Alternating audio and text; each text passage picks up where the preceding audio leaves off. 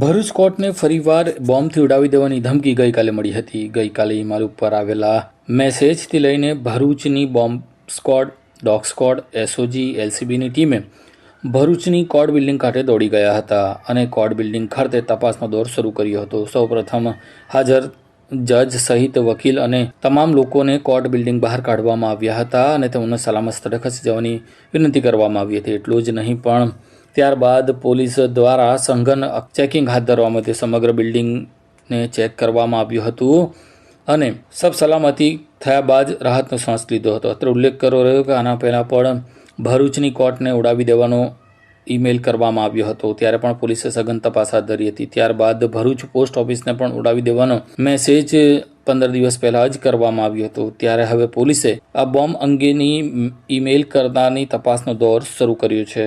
Call करें अभी 8733053364 पर या 9426889560 पर. हिमालय इंटरप्राइजेज, जियो मार्ट डिजिटल भरूच।